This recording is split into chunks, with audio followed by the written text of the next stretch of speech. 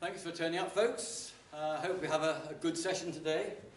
Have you been finding, well, the first two videos, have they been useful to you?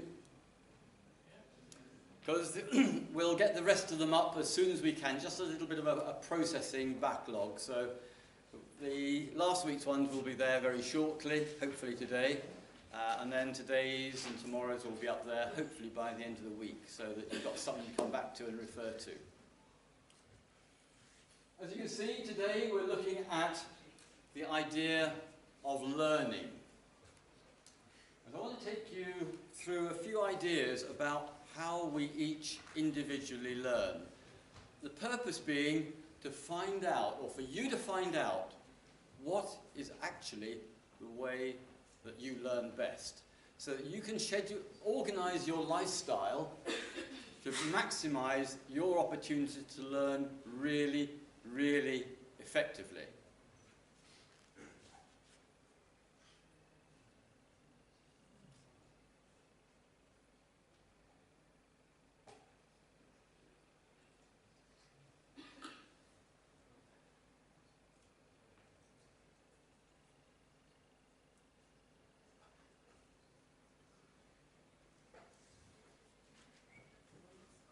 And as the title here shows, the important thing is not how you can be a good learner with lots and lots of support, but how over the next 2 or 3 years you can become a really effective independent learner. That means you take control of your learning. If you think back, there's an English proverb, you can take a horse to water but you can't make it drink. In the same way, we as academics and lecturers and tutors can provide the environment for you, but we cannot actually make you learn. It comes from inside. It's what you're doing inside your head, which is so critically important. And I'm going to help you to understand a few things about that in today's session.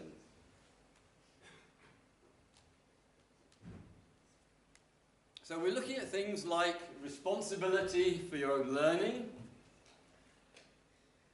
Quite a few of you who come here from outside of the UK, and quite a few of you probably have English as a second language. But it's not just for those who come from overseas that this is aimed at, because my sources that I've used in terms of textbooks are actually incredibly valuable for everybody to understand how they learn. The circumstances that help you to learn better, the environment, a whole range of really interesting things that we probably never ever thought about. But by thinking about them explicitly, that is, we actually think about them rather than, oops, they just happened, and we just kind of absorbed it. The tacit knowledge, as we sometimes talk about in a field called knowledge engineering. If we haven't actually thought about things, we can't bring it to the front of our mind and use it to help us to become better.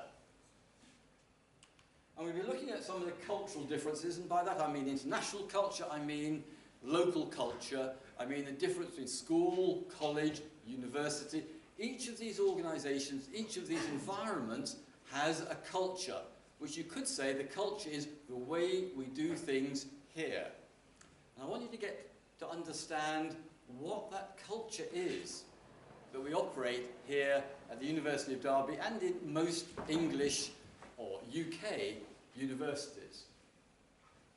And we'll look at how we learn, and then we'll look at how you can turn that into a plan for learning for this semester, next year, the year after when you go out on placement, and then the year after that when you come back from your placement, hopefully, and finish off your degree with great achievement and great results. And it's based on a book called, by Lowe's et al. 2004. It's quite an old book, but it is enduring in terms of its relevance and its application to all of us, me included. I've learnt an enormous amount from using that when I was planning, studying, and thinking about studying, and some of the things I've done since I came across this book in about 2004, 2005. It's really, really valuable. So, first definition about a successful learner. Someone who is motivated to learn. Someone who knows how to study and can do that without hand-holding. So to think about motivation, why are you guys here? What is it that motivates each of you to come here, spend a fortune on, you know, the fees and all of your costs of living and so on, which will end up with you having quite a large-sized student loan for many of you, or your parents are having to fund quite a large expense, or a range of other sources of funding. What's motivating you?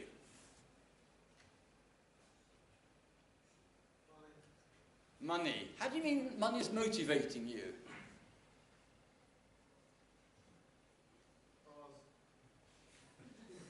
So did I hear cars? How does cars fit in? I mean, I can understand in a sense, but do explain for us all how cars and money are your motivation to come here to the University of Derby. It's all about success, I think. Success. Ah, success in your career. Yeah. Okay, so your success, your future success depends on a degree. Okay. Other thoughts? Who else has got a motivation that they'd like to share? I enjoy doing programming, and I'm just playing games, so doing a programming course in games, that's what I do. So you enjoy doing programming of games, and it seems sensible to come and learn how to do it properly. Excellent. Another thought?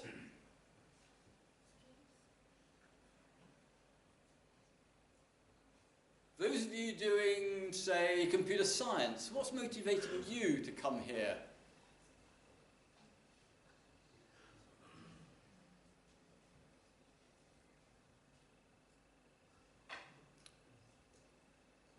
To learn more about computer field and get a grip on, like, if we are doing computer science, we'll know more what we are fit into, whether it's software, hardware, etc. So to get skills, to know ourselves, what we fit into, and obviously to get exposed to more computer and learn and learn. Now that was an interesting comment there, to understand ourselves and how we fit in, whether it's the software or hardware, and how we fit into the future, into the jobs market, and get good jobs. Now that's a really interesting one. Yep, thank you. What about forensics investigations? Who's doing that and would like to share their thought about what motivates you to come here to study the CFI?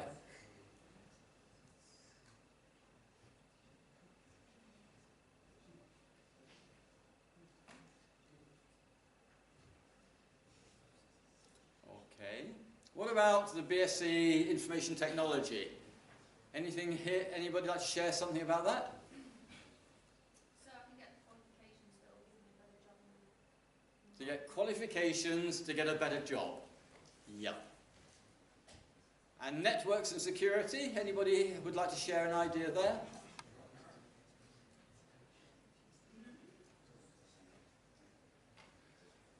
In terms of motivation, have another think. What is it? Is it something that is inside me that's motivating me to do a good job, or to study well and get a good degree?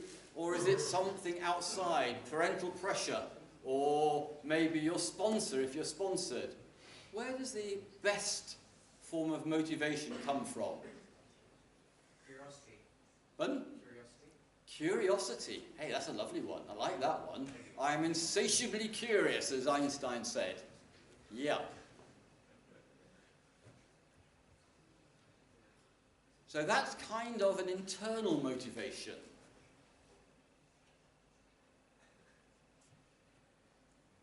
Anybody else like to share a thought on that one? Okay. Okay, well let's carry on and see where we go from this definition. You'll see a little citation, a page number citation against each of the titles for the next few slides. And they're from the pages in that book by Lowe's and his colleagues that they wrote back in 2004. And these are typical sorts of objectives that many, many students have as they apply to go to a university.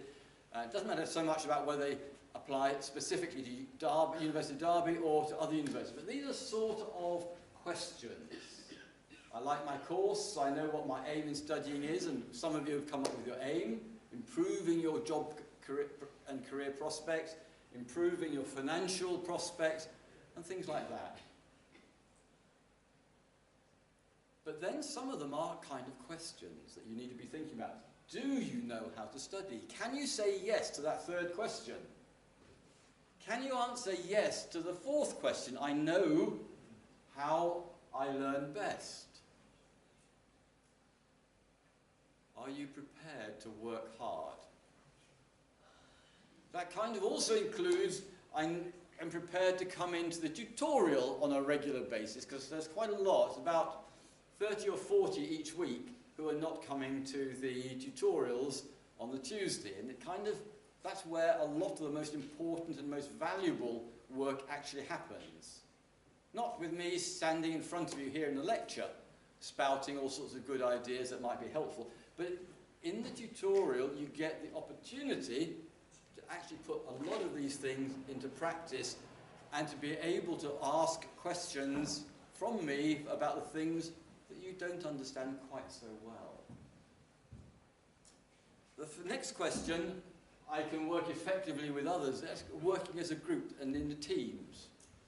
And that's really, really crucial as you move forward through the university career and then into the real world out there. There are very, very few occasions when we do not have to work with other people in an effective and sort of smooth interaction. Not only with those around us, our colleagues at our level, but also those higher than us, the supervisors and the managers. There's all sorts of things you need to think about in terms of working effectively with others.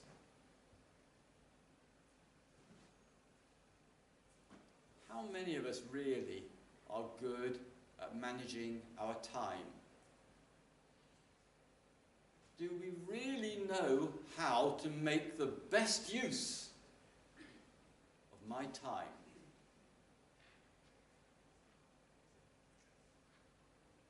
Time planning, working out your schedules, knowing how to be at the lectures, the workshops, the seminars, the tutorials at the time that's scheduled for each one of you. How to use the time at the university most effectively, that 40-odd hours a week that you need to spend studying if you're going to be successful. Do you really know how to get the most out of me and my colleagues who are helping you? Do you know where to find all those resources? Have you actually practiced using those library resources that I've shown you where you can find them? Those are going to be most critical resources for you for the next 3 years to help you understand how we do things and why things are done that way. And the final thing, which is something that you probably don't yet know because you've not needed to so far, is you know the requirements of the University of Derby. The way that assignments happen, what happens for exams, when to go to your exams, what happens if you're not feeling very well, if there are problems in your life that cause you not to be able to study effectively. Do you yet know how to find those resources which will help you get through the next 3 years? There's so many things that we can do for each of you if you need our help.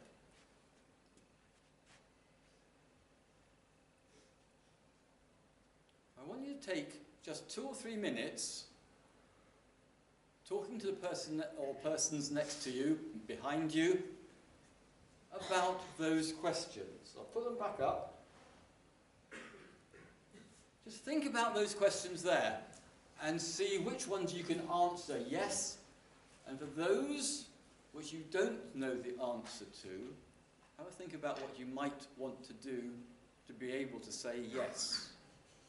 Okay? Have a look at those questions.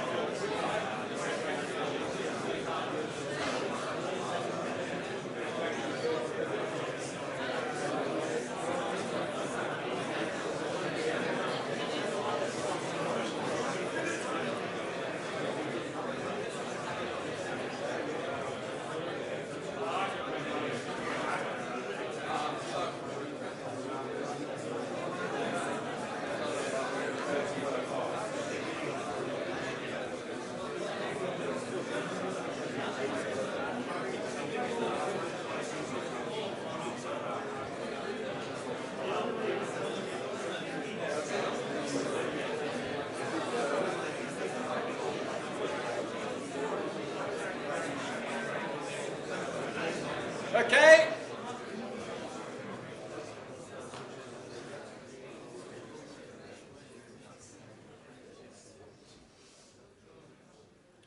So, very briefly,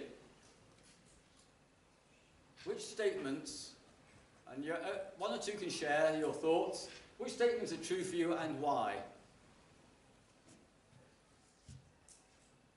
Anybody like to say which statement is true and why? I would say that the top statement is true for me, and the reason why is because I like my course. You like your course? Okay. Well, I mean, that's a very good statement to make in week 3, week 4. That's really great. You've already discovered you like it. That's brilliant. I'm very pleased. Someone else was about to answer as well. I was going to say I know what my aim in studying is because I want a good job at the end of it. You want, sorry? A good job. You want a good job. Excellent. So you know what your aim is. Fifth statement, prepare to work hard because you're putting 4 years of your life into this, so you might as well make each of them count. You're going to work hard because you want, yes, got 4 years to invest in. And so you might as well make it count. Great. Yep. Seem to be working down the list, which is helpful. Thank you. Anybody else? Does anybody know how to make the best use of your time? Does anybody want to admit to that yet? You know how to. I know how to, but it's a matter of actually doing it. I've got a schedule, it's just sticking to it now. Yes, we know how, the plan, it's just, as you say, sticking to it. Yeah, that's always a problem. And this is actually very relevant to the whole of our field of what we're doing in computer science, all of you guys. It's so easy to build really great-looking programs. All the tasks carefully linked together, time,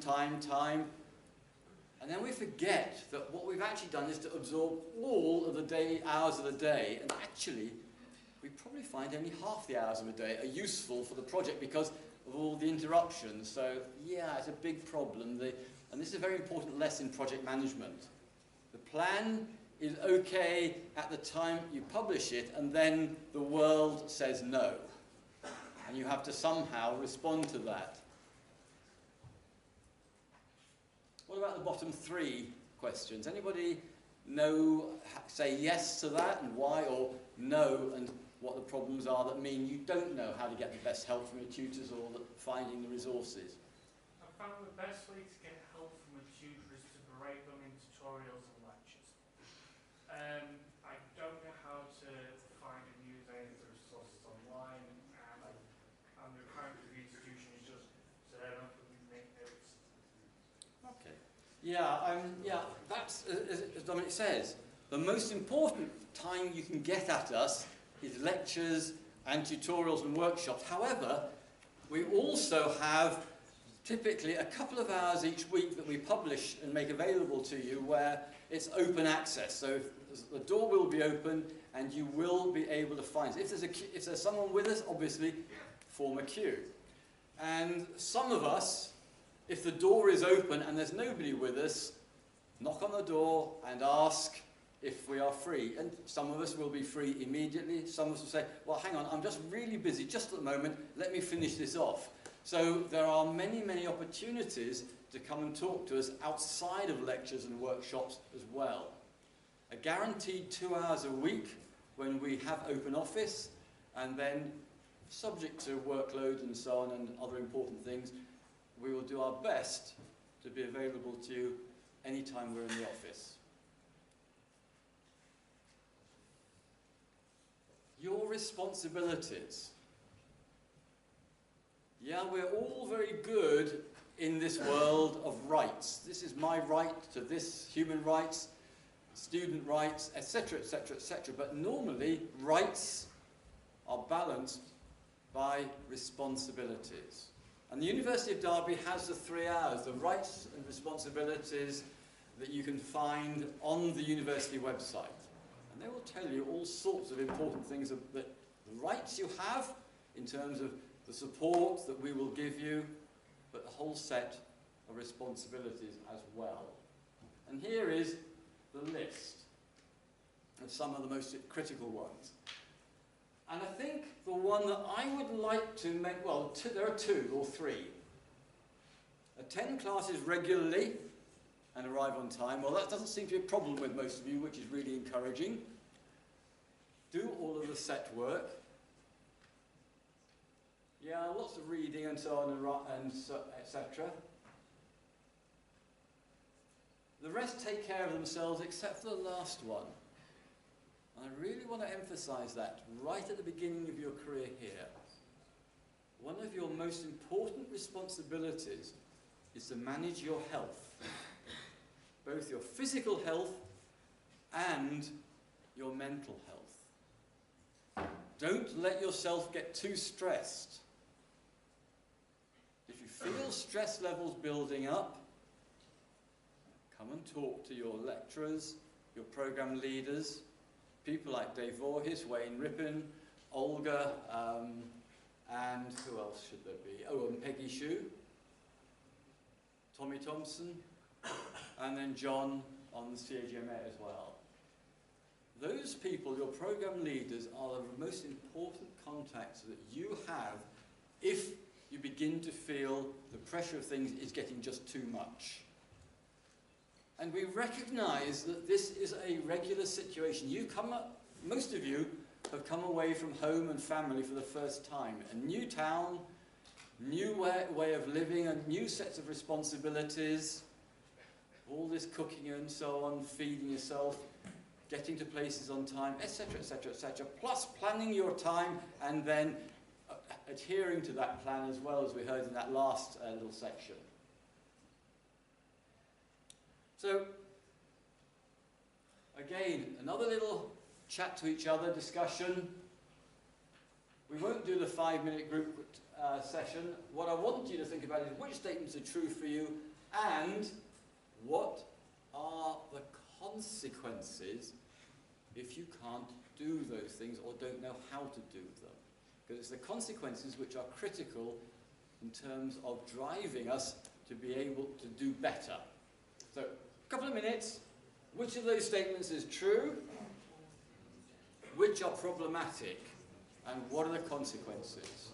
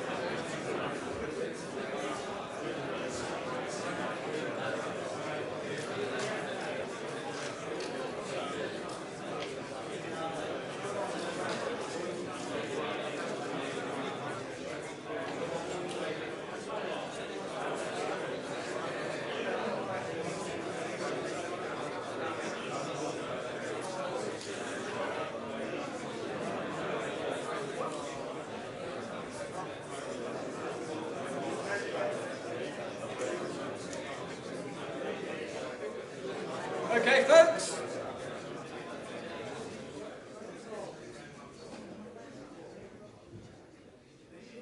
So, what are the consequences if you don't do some of those things that are your responsibilities? You will fall behind on your course. You'll fall behind on your course, and probably even worse than that, you're likely to fail. Or at least, to put it slightly differently, you're likely to fail to get that critical 2-1 or first class degree that you really will need to get good jobs in the future. A 2-2 or a third, well, yeah, you kind of succeeded, you've got a degree, but a 2-2 or a third really isn't going to cut the mustard when you need to get that job. Graduate level employment requires 2 1s and firsts by most standards. Okay, that's the first one. If you don't do them, you'll fall behind and probably fail. I think if you don't do the first one, all of them have a knock-on effect. Yeah, the first one is the most critical one. All of the classes. If you don't do that, the rest, as I said, there's a knock-on effect all the way through. You just won't be able to do those. You'll find you don't get to the right places. You'll find you don't have the right knowledge, the right understanding. Okay? Yep. You don't do the bottom one, you most likely die. Well, I wouldn't necessarily put it quite that if you don't do the bottom one, you'll die, but you'll certainly can get very ill. and it can affect your studying very badly.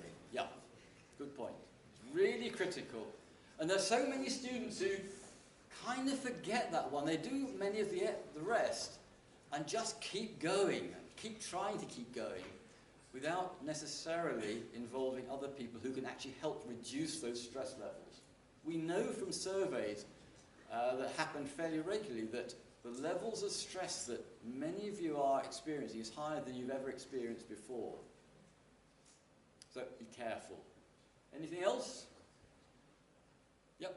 If you do not understand anything and you do not bother to ask about it, so obviously it's like you are leaving some weak pillar in your whole course, so you won't be able to cover it in the next round. Yeah. If you don't understand something and you don't ask for an explanation or for help and guidance, then, you know, it's kind of difficult. You'll get left behind, and, you know, one of those critical pillars and planks in the development of your understanding won't be there. And the rest of your reading and studying won't really make sense if there's other things you don't understand which you haven't asked for. So come and ask us. It's really important. We will help you to understand. That's what we're here for. First and foremost, one of our most important responsibilities, which matches your right to be helped to learn and your responsibility to ask. So there's a lovely network of related responsibilities and rights there. Now, coming back to motivation, what drives us? And over the years, many, many years, there have been all sorts of research about how motivation works. Is it external ideas? No, we've got good marks. We really like to have praise from others. That really helps motivate us. Or maybe we just like that little pat on the head, well done. Or that's a great job. Or is it internal, the so-called intrinsic motivation? A sense of achievement, or as someone said, I just love being curious, I just love studying. The Einstein sort of approach to it. And in fact, in the business world, there's another sort of view about how to motivate workers. McGregor's theory, X theory, Y, which is kind of carrot and stick, which goes around this one and said, okay, well, we either have people who are motivated by any of those extrinsic or intrinsic motivations, but then McGregor says, actually, there's also a whole load of people who only do well if they have this sort of stick behind them, keeping them going at all times, almost sort of punishment. But going way back to when I was at university and doing experimental psychology for my second year, it turned out that by and large, punishment is not terribly effective long term.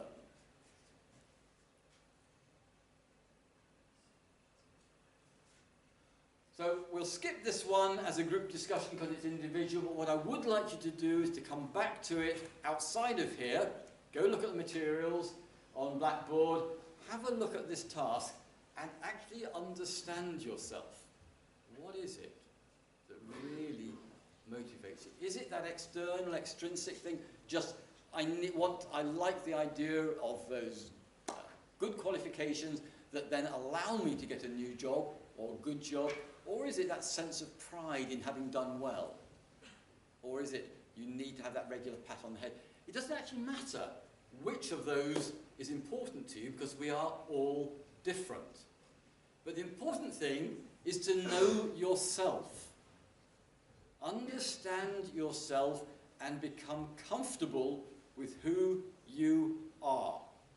And part of what I should be doing over the next few weeks until the end of term is help you through an interesting journey that many students in the past have found really fascinating, is to help you to understand who you are with a really brutal clarity of understanding.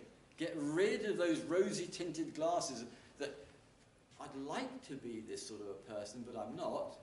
Or I'd like to be this person, this is who I am, but it's not really you. Because that's going to lead you to very unhappy situations in the future. I want you to know yourself really, really clearly, because that will ease an awful lot of situations in the future if you know yourself clearly. And so knowing what motivates you is one of the very, very first things that you need to know about yourself. Not just here, about studying, but what sort of jobs you're going to be successful and happy in.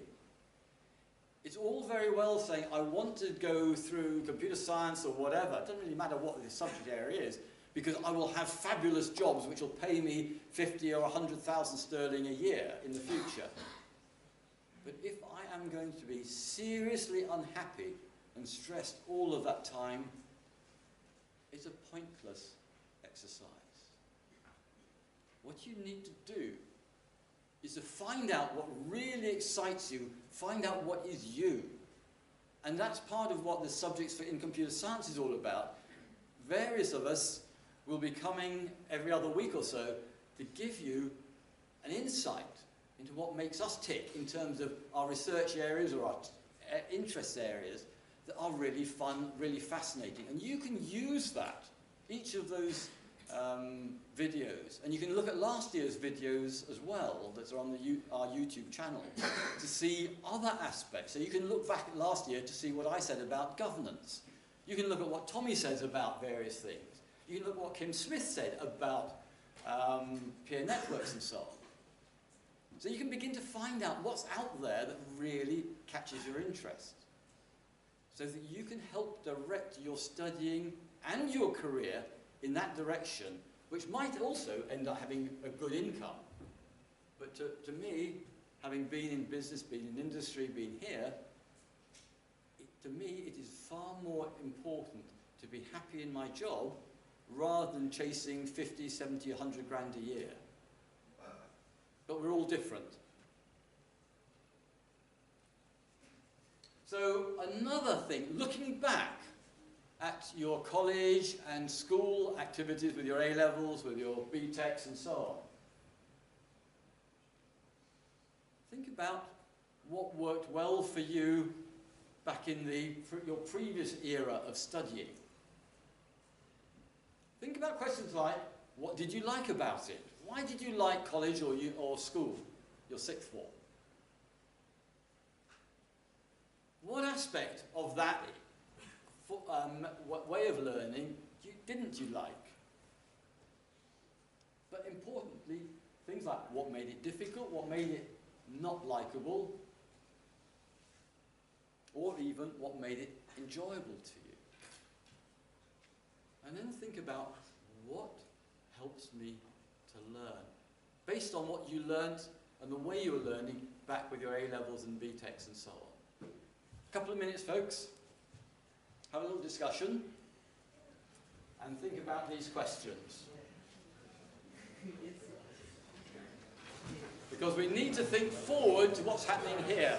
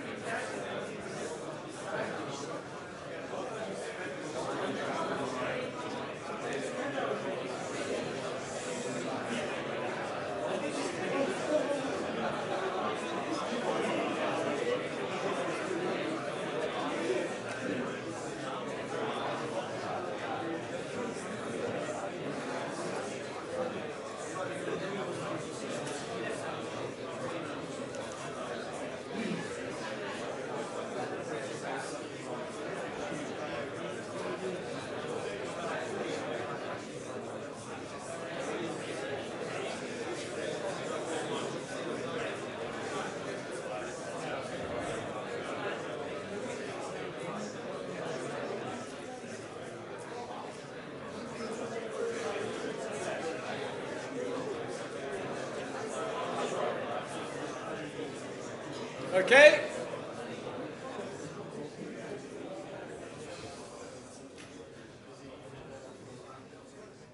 So, what did you like about how you studied at college or school in your sixth form? I didn't. You didn't, right. But do you like what's happening at university? Yes. So you didn't like it at school, but you like it here. That's an improvement. That's great. I like that. Other thoughts, folks? The method of delivery is different compared to sixth form. So the method of delivery is different. In what sort of way, and is it better or worse?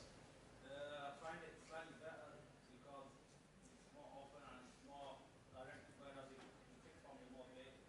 There's nothing to talk about from pages.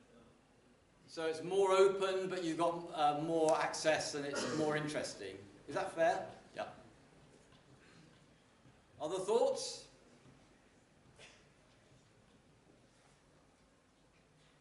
This one's a nice middle ground. I've done two different things. I studied at college doing the IB, and they were so intent on this independent learning thing that they just left us to it, and only like 25% of my year actually passed. So that was a bit rubbish. And then I did the access course here, and it was very like spoon-fed. So you didn't like the spoon feeding in an access course, and you didn't quite like that total independence of the... This is like a nice middle ground where you have the independence, but you've also got the contact hours where you can go to the tutorials and get help. Okay, so you've got that extra contact that you didn't have during the International Baccalaureate. Yeah. Okay, that's an interesting one. I've not heard that contrast before. That's great. Anybody else? One more. Something that was nice about the sixth form and here is that everyone wanted to be there. Whereas when you were in lower school, you had people that just didn't care and would mess around and absolutely horrible. Geography was the worst. No, but the point is, everyone here actually wants to study and they want to learn. So you don't have people shouting at you, comments or throwing things across the class or getting fights or setting things on fire. So the most... Hey, I can remember back in my second year at upper school, where we had a teacher who wasn't very good, and we spent an awful lot of time throwing darts or using water pistols and so on. And I actually sat next to one of these giant radios about that high and provided the water pistol filling service during that particular course. So I was a bad guy as well. But so you're saying the most interesting thing here for you, and most valuable, is so many people want to be here, whereas in the lower school they didn't seem to want to. They just were there because they were, but in sixth form they wanted to be there, so there's a common theme. Okay, that's great.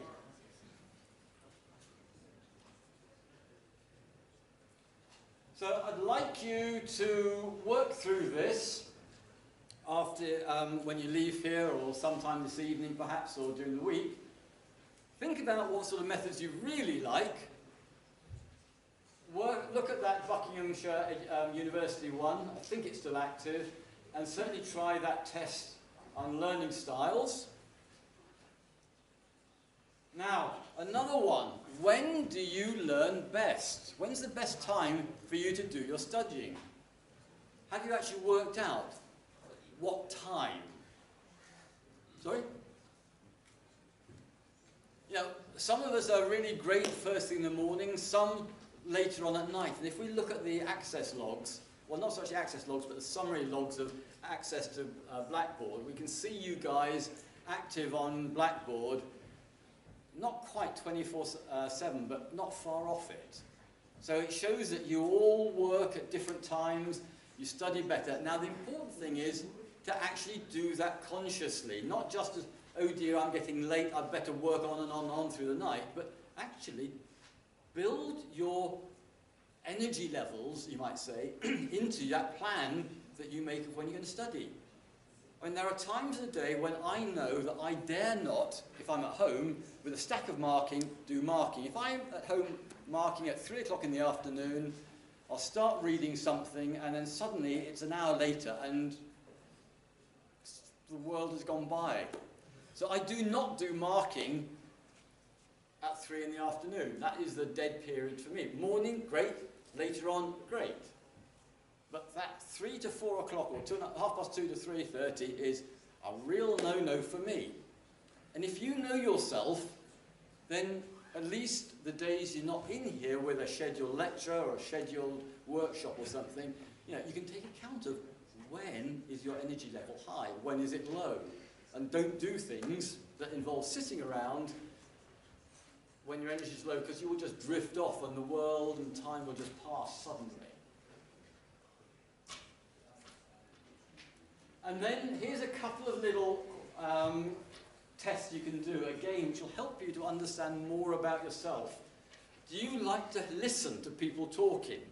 Is that the way you learn best? Or do you like to read?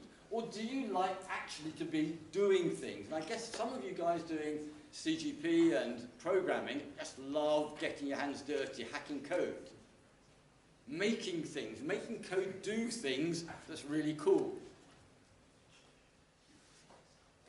And you know that you can see from me that I like talking with my hands as well and arms as well as just my voice, because I get involved in things. But do you like sitting still or do you like moving? Think about when you're talking to friends on your phone. Do you do that best sitting down or standing up and walking around the room? Because these are sort of things that are really important that you need to know about yourself. Otherwise, you might find you're assuming things about yourself which aren't actually true. So use these to find out about yourself. And then build all of that back into here, planning your study time. The lectures, seminars, workshops, they're a given. But then you've got to think about all that other 9.5 hours a week, roughly, that you need to spend per module. How are you going to build that in? When are you going to build it in? Take account of your energy levels from 3 slides back. Where will you study? Will you do it back in your room in halls of residence or your flat? Or will you do it here in the computer labs or in the library? Think through these questions and build a plan that you know will be achievable. And that's the book. That book is in the library. If you talk to the people downstairs in the bookshop and you want a copy of that, they'll probably be able to get you a copy quite easily. But it's a really great piece of work and will help you to understand yourself and how to study here at the University of Derby really, really well. Any questions, folks? I will see all of you tomorrow in the lab, in the workshop, please. Thank you.